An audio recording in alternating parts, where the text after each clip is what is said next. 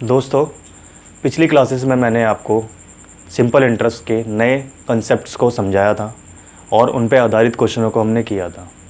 आज की क्लास में हम थोड़े आगे के क्वेश्चनों को करेंगे और पिछली क्लास में जो आपको मैंने कंसेप्ट बताया था, आई थिंक आपको वो चीज़ क्लियर हो चुकी होगी। और अगर आपको वो चीज़ क्लियर नहीं हुई, समझ में नहीं आई अच्छी तरीके से, तो आप उस वीडियो को देख सकते हैं, जिसका लिंक डिस्क्रिप्शन में आपको मिल जाएगा। तो क्या करना है, एक चीज़ और मैं आपको कहना चाहूँगा, सभी स्टूडेंट से कहना चाहूँगा कि अगर आप तैयारी कर रहे हैं तो एग्ज़ाम जो है वो बार बार क्या हो रहा है, पोस्टपोन हो रहा है। तो आपको क्या करना है, लगातार प्रैक्टिस करते रहना है और लगातार अपनी तैयारी करते रहना है, क्योंकि एसएससी कभी भी एग्ज़ाम ले सकती है। तो आपको क्या करना है, पूरा मोटिवेशन रखना है अपने अंदर कि हाँ मुझे तैयारी करनी है। और आपको जो भी आप तैयारी कर रहे हो उसमें थोड़े छोटे छोटे गोल्स बनाते रहो। मतलब जो अभी आपको कोई भी चैप्टर करना है तो एक दिन में आप टाइम बनाओ कि मतलब इतने समय तक मुझे ये काम करना है, उसके बाद अगले दिन ये काम करना है।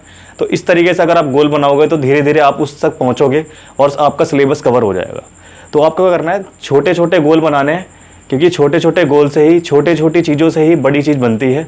तो आपको क्या करना है, अपनी लाइफ में इसको इम्प्लीमेंट करना है, क्योंकि कोई भी सक्सेस वाला इंसान जो होता है वो भी यही चीज़ करता है। हर रोज़ वो कुछ ना कुछ सीखता है या हर रोज़ अपने जीवन में वो कुछ ना कुछ लाता है, जो जीवन में सुधार करता है रोज़ के रोज़।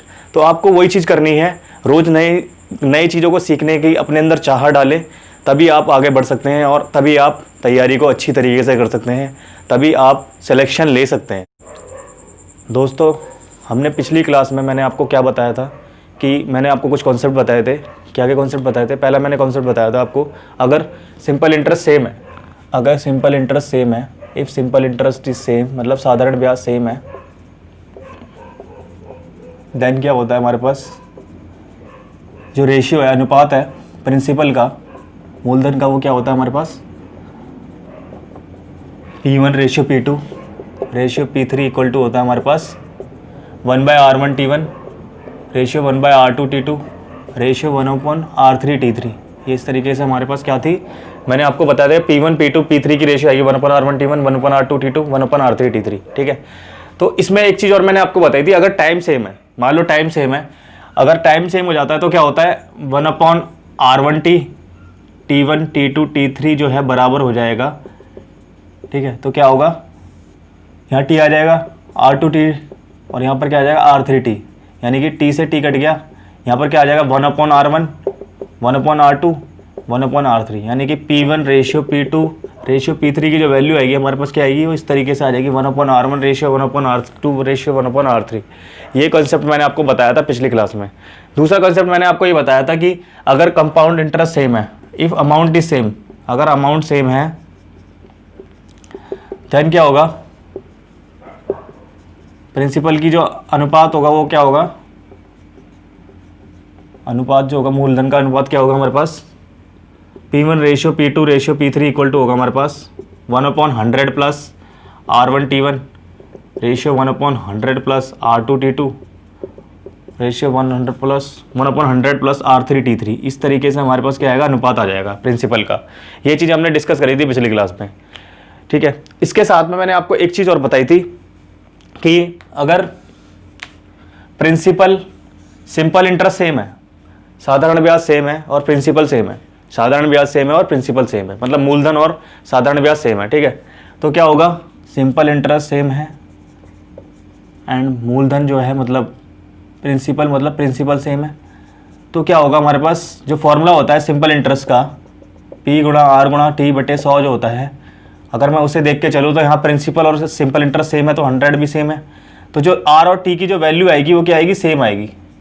यानी कि यहाँ से हमने एक चीज़ निकाल दी कि R जो है वो प्रोपोर्शनल है टाइम के, ये चीज़ मैंने आपको बताई थी।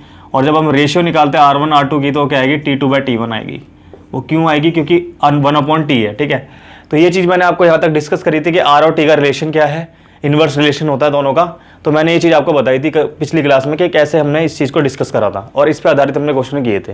आई थिंक यहाँ तक आपको चीज़ें समझ में आ गई होंगी जो मैंने पिछली क्लास में करवाई थी। ये चीज़ मैंने आपको दोबारा से रिवाइज करा दी। अब आते हैं हम अगले कंसेप्ट। तो हमारा अगला कंसेप्ट है इंस्टॉलमेंट। इंस्टॉलमेंट क्या होती है, इंस्टॉलमेंट का टॉपिक है हमारे पास, जिसको हिंदी में बोला जाता है किस्त। इसे क्या बोला जाता है, किस्त। मतलब किस्तों पे देना किसी चीज़ को किस्तों पे देना, उसी को हम बोलते हैं इंस्टॉलमेंट। ठीक है, तो दोस्तों इंस्टॉलमेंट को समझते हैं हम। इंस्टॉलमेंट क्या होती है, किस्त होती है। किस्त समझने के लिए मैंने मान लेते हैं, हमने माना कि 3 इंस्टॉलमेंट ले ली मैंने, 3 किस्त ली जो अलग अलग मतलब सेम किस्त है। पहली 100 रुपये है, दूसरी 100 रुपये है, तीसरी 100 रुपये है। ठीक है, तो पहली मैंने मान ली 100 रुपये है, दूसरी मैंने मान ली 100 रुपये है, तीसरी में मैंने मान ली 100 रुपये है। ठीक है, यहाँ तक आपको चीज़ें समझ में आ रही होंगी। ठीक है, अब हमने रेट मान लिया, दर मान ली, कितनी है हमारे पास, 5% की दर है। कितनी दर है, 5% की दर है। ठीक है, अगर मैं बात करूँ तीसरी इंस्टॉलमेंट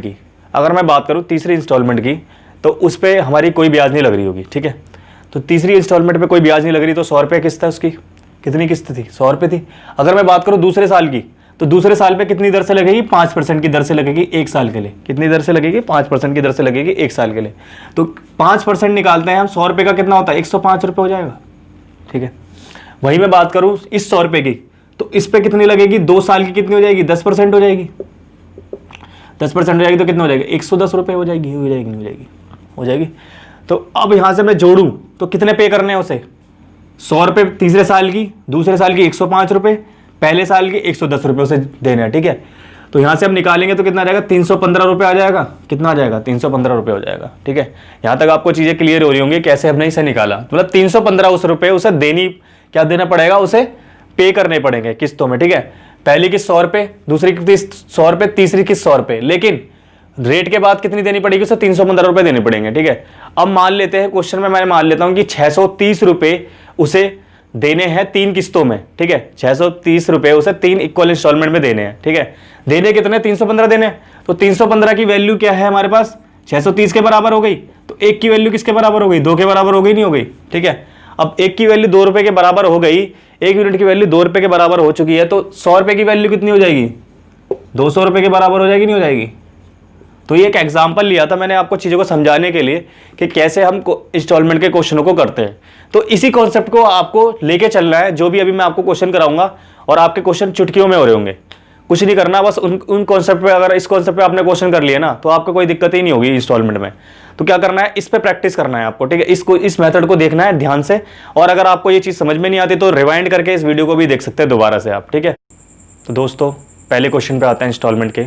इंस्टॉलमेंट सीखना है तो आपको इस क्वेश्चन को समझना पड़ेगा। पहला क्वेश्चन हमारा बहुत महत्वपूर्ण है, और जितने भी मैं आपको क्वेश्चन बताऊंगा इसमें इसी तरीके के क्वेश्चन आपके एग्जाम में देखने को मिलेंगे आपको। तो आपको बोर्ड पे ध्यान रखना है, जो मैंने आपको अभी कॉन्सेप्ट बताया ना, उसी कॉन्सेप्ट पे क्वेश्चन हो रहा होगा, और उससे ज़्यादा कुछ नहीं लग रहा होगा इसमें। ठीक है, तो करते हैं स्टार्ट। वार्षिक भुगतान की समान किस्त एक ऋण का निर्वहन करेगी, जो 4 साल के अंत में 848 रुपये के बराबर 4% प्रति वर्ष साधारण ब्याज पर होता है। ठीक है, क्वेश्चन आपको समझ में आ गया होगा, लेकिन मैं आपको दोबारा बता देता हूं कि 848 रुपये उसे देने हैं 4% की दर से समान ब्याज पर। मतलब ब्याज क्या है, समान है। तो दोस्तों इस क्वेश्चन को करने के लिए आपको क्या करना है, किस्त माननी नहीं है, अपने दिमाग में 100 रुपये डाल लेना है कि 100 रुपये हमारी किस्त है 4 साल की। ठीक है, तो पहले साल की मैं बात करूं तो पहले साल पे कितनी % की दर से लगेगी, क्योंकि 3 साल की बात करेंगे, क्योंकि पहले साल है, पहले साल में 3 साल की ब्याज कितनी होगी, 12% की दर हो जाएगी। 12% मतलब 100 रुपये पे अगर 12% की दर हो जाएगी तो कितनी हो जाएगी, 112 रुपये हो जाएगा।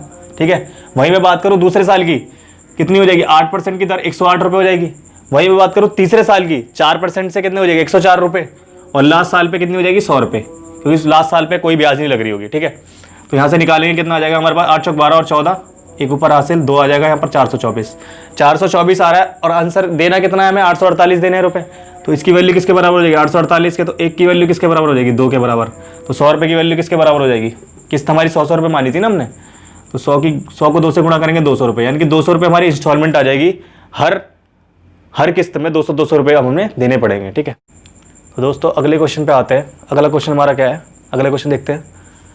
12,800 रुपये 3 साल के बाद देने हैं, यदि वो 3 किस्तों में चुकाना चाहता है। मतलब 12,800 रुपये है हमारे पास, जो 3 किस्तों में चुकाना चाहता है।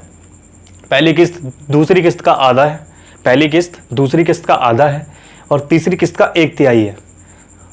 तो तीनों किस्त ज्ञात करें, तीनों किस्त बतानी है हमें कितनी कितनी है, यदि ब्याज दर कितनी है, 10% हो। ठीक है, आई थिंक क्वेश्चन आपको समझ में आ गया होगा। दोबारा क्वेश्चन बताता हूँ मैं। एक इंसान है जो 3 किस्त में पैसा चुकाना चाहता है, 12,800 रुपये उसे देने हैं, 3 किस्तों में चुकाना चाहता है उसे, और तीनों किस्त में पहली जो किस्त है वो दूसरी किस्त का आधा है, और पहली किस्त तीसरी किस्त का 1/3 है। मतलब 1/3 है, मतलब अगर वो 100 रुपये है तो तीसरी किस्त कितनी है, 300 रुपये है। ठीक है, तो मान लेते हैं इस क्वेश्चन में पहली किस्त 100 रुपये है, ठीक है, पहली किस्त कितनी है 100 रुपये।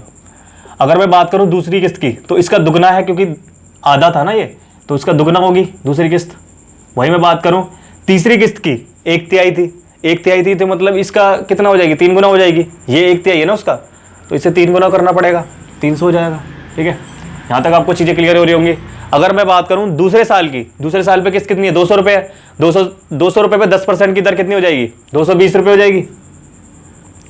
वहीं बात करूं पहले साल की, पहले साल पे 20% हो जाएगा, तो 20% से कितना हो जाएगा 120, क्योंकि 100 रुपये पर 20% की दर से अगर किस्त निकालूंगा तो कितना होगा, 20 रुपये होगी ना, तो 100 में 20 जोड़ेंगे 120 हो गई, ठीक है। अब यहाँ से जोड़ेंगे तो 0 4 640 आ जाएगा।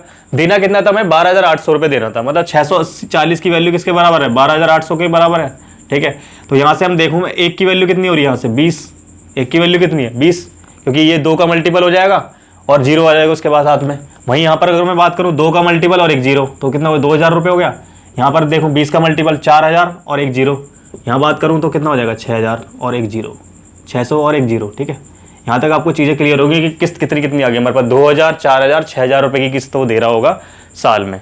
मतलब पहली किस्त दे रहा होगा 2,000 रुपये, दूसरी किस्त देगा 4,000 रुपये, तीसरी किस्त देगा 6,000 रुपये। बस क्या है, भाषा का खेल है, भाषा पे ध्यान देना है आपको, वर्डों पे ध्यान देना है कि शब्द क्या कह रहे हैं, बाकी क्वेश्चन तो आपका ऑटोमेटिकली अपने आप ही हो जाएगा।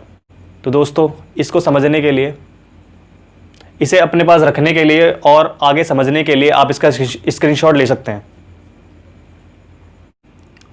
तो दोस्तों अगले क्वेश्चन पे आते हैं। अगला क्वेश्चन हमारा क्या है, 10 रुपये को उधार लेकर 11 मासिक किस्तों में चुकाया जाता है, यदि प्रत्येक किस्त 1 रुपये हो तो ब्याज की दर क्या होगी। तो 10 रुपये हमने उधार लिए और 11 हमारे पास किस्तें हैं, ठीक है, 11 किस्तों में उसे चुकाया गया और प्रत्येक किस्त की जो वैल्यू है वो कितनी है, 1 रुपये, ठीक है। तो 11 किस्त है तो 11 डब्बे में यहाँ बना लेता हूँ, 1 2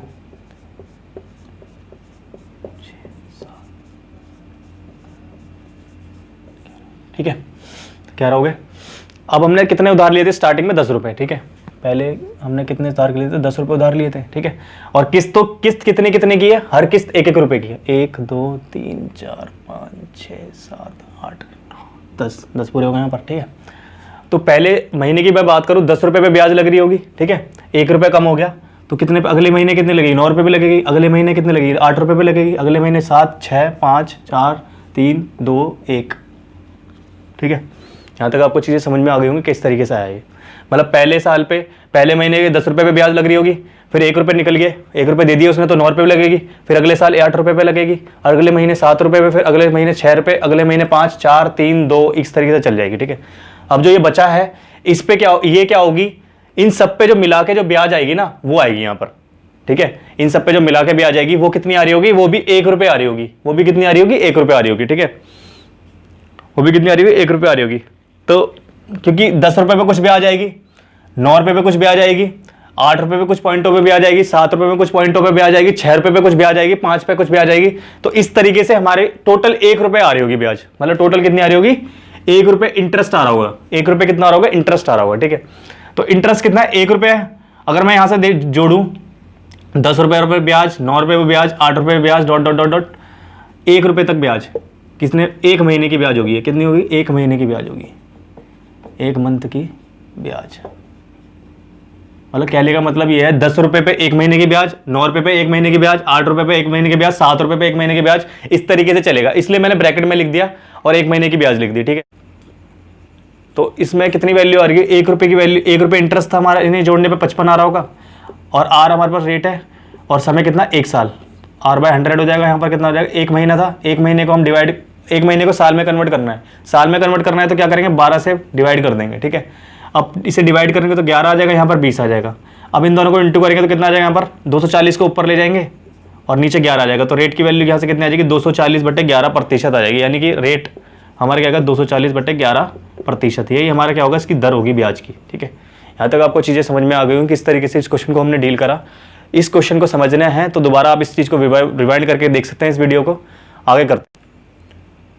तो दोस्तों इसे समझने के लिए आप इसका स्क्रीनशॉट ले सकते हैं।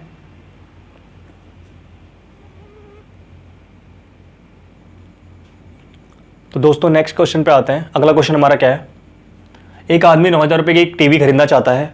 2200 रुपये नकद भुगतान कर देता है, उसके बाद 1400 रुपये की 5 किस्त दे देता है, ठीक है, और टीवी उसकी हो जाती है। ब्याज दर याद करें, ठीक है। क्वेश्चन ये कह रहा है कि 9000 रुपये की उसने टीवी खरीदी, जिसमें से उसने 2200 रुपये दे दिए, 2200 रुपये से नकद पेमेंट कर दी, और बचे कितने, अगर 9000 में से 2200 चले गए तो कितने बचे, 6800 रुपये से पे करने पड़ेंगे, जो वो 5 किस्तों में दे रहा है। 1400 रुपये की हर किस्त है, ठीक है। अब हमें बताना है ब्याज दर कितनी होगी, ठीक है।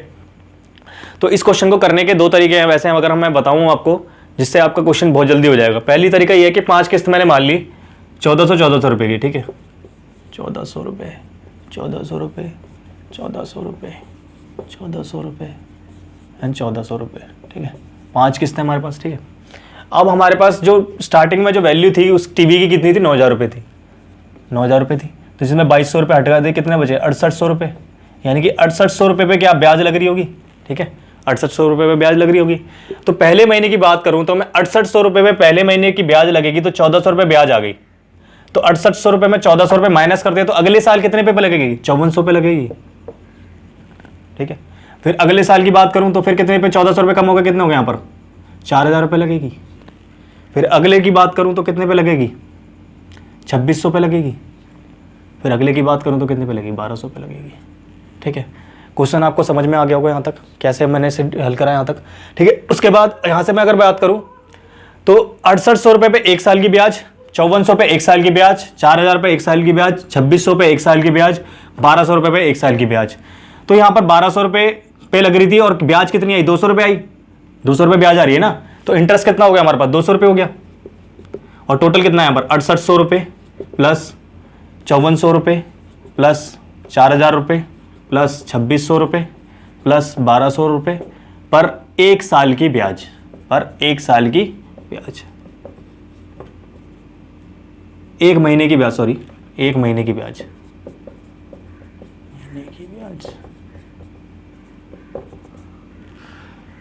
ठीक है। तो इन्हें जोड़ने पे कितना आ रहा है हमारे पास, 6800 रुपये, 1200 को जोड़ देंगे कितना होगा, 8000 रुपये हो गया, 8000 रुपये हो गया। 2600 और 5400 को जोड़ा कितना हुआ हमारे पास, 8000, ये भी होगा 16000 हो गया, 16 और 4 20000, मतलब 20000 आ गया यहाँ से, ठीक है। रेट हमें नहीं पता, R% है, और महीने कितने थे, 1 महीना था ना, तो इसे साल में चेंज करेंगे, 1/12 हो जाएगा, यानी कि 12 से डिवाइड कर देंगे, ठीक है। 200 रुपये थी यहाँ ब्याज, यहाँ तक आपको चीज़ें समझ में आ रही होंगी। अब यहाँ से 100 से ये 2 जीरो से 2 जीरो कटे, 200 से 200 काटा, आर की वैल्यू कितनी होगी, 12%, यानी कि यही दर होगी हमारी ब्याज की, ठीक है। ब्याज की दर कितनी होगी, 12% होगी। एक तरीका ये भी था, एक तरीका मेरे पास ये भी है कि हम इस क्वेश्चन को कैसे कर सकते थे कि हमारी किस्त कितने कितने की है, 1400 की है, ठीक है। 5 किस्तें हमारी 1400 रुपये की। अगर मैं बात करूँ वैल्यू बताऊँ, 1400 रुपये की वैल्यू में देखूँ, 14 पंजे कितना होता है हमारे पास, 7000, और टोटल यहाँ पर कितना था, 6800 रुपये था ना, तो 6800 रुपये में कितने का फर्क आ रहा है, 200 रुपये की ब्याज आ रही नहीं आ रही, तो यहाँ से भी हम निकाल सकते थे, इसकी हमें जरूरत नहीं थी। अगर हम माइंड में इसे कैलकुलेट करके कर सकते थे कि 7000 रुपये हमारे पास आ रहे हैं और 6800 रुपये यहाँ पर दे रखे हैं, ठीक है। तो ब्याज कितनी है, अल्टीमेटली 200 रुपये आई। फिर 6800 रुपये पे 1 साल की ब्याज, 5400 रुपये पे 1 साल की, या 4000 पे, 2600 पे, 1200 पे, इस तरीके से हम निकाल देते हैं इस क्वेश्चन को। तो एक तरीका वो भी है इसका, इसे करने का।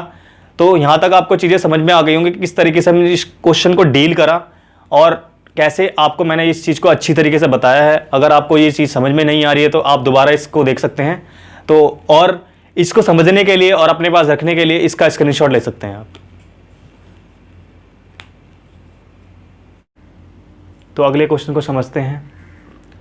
ए ने 6% से सरल ब्याज पर 960 रुपये का एक ऋण बी से इस शर्त पे लिया कि ऋण को वार्षिक किस्तों में चुका दिया जाएगा, जिनमें पहली 3 किस्तों में मूलधन का 1/4 हो जाए होगा और शेष किस्त में पूरा ब्याज के साथ चुकता किया जाएगा 4 वर्ष के अंत में।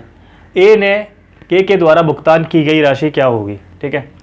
क्वेश्चन समझ में आ गया होगा क्या क्वेश्चन में कह रहा है। तो मैं दोबारा आपको क्वेश्चन बताता हूँ।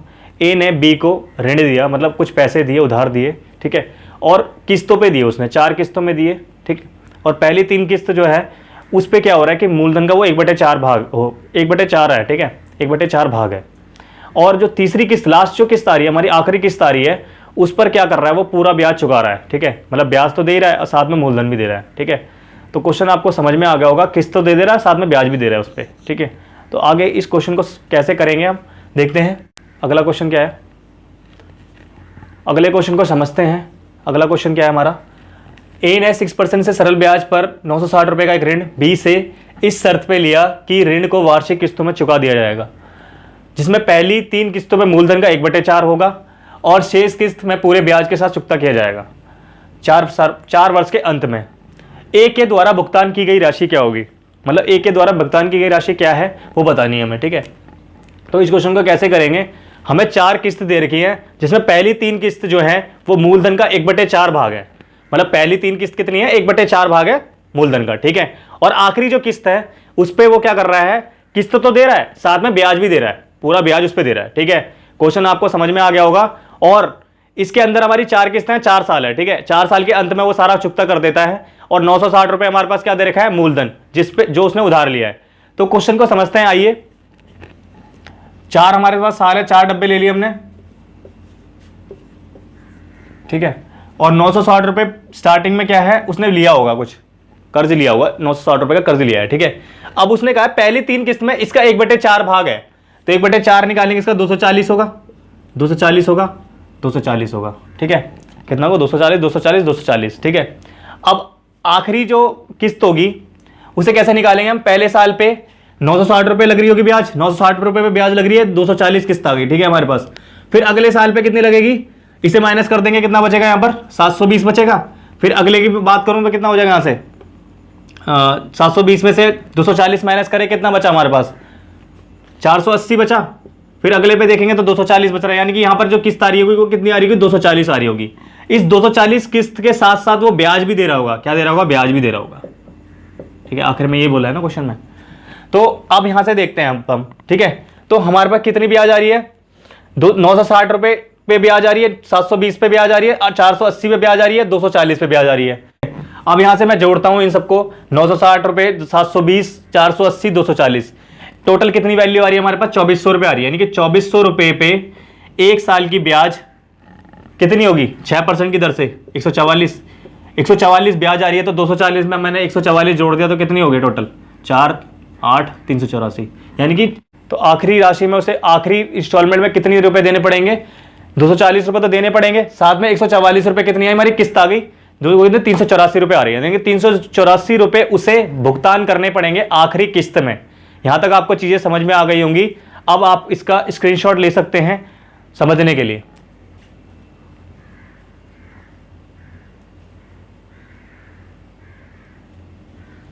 तो दोस्तों मैंने आपको जो इंस्टॉलमेंट बताई है, इंस्टॉलमेंट का कंसेप्ट बताया, वो बहुत ही आसान तरीके से बताया, कैसे हम क्वेश्चनों को बहुत आसानी से कर रहे हैं और जल्दी कर रहे हैं। तो हमें ये पेपर में ये भी यही चीज़ करनी है। तो हमें क्या करना है, इन क्वेश्चनों पे प्रैक्टिस करना है। जितने हम इस पे प्रैक्टिस करेंगे, जितनी ज़्यादा प्रैक्टिस करेंगे, उतनी चीज़ें हमें जल्दी आ रही होंगी और जल्दी क्वेश्चन क्लियर हो रहे होंगे। तो आपको घर जाके क्या करना है, इस पर काम करना है, क्योंकि खाली मेरे पढ़ाने से कुछ नहीं होता, आपको खुद भी घर जाके पढ़ना पड़ेगा। खाली मैं पढ़ा दूंगा तो आप कुछ नहीं हो सकता उसमें, आपको खुद भी मेहनत करनी पड़ेगी, तभी आप क्वेश्चन को समझ पाएंगे और उस क्वेश्चनों को ज़्यादा अच्छी तरीके से कर पाएंगे। तो मिलते हैं अगली वीडियो में, तब तक के लिए जय हिंद, जय भारत।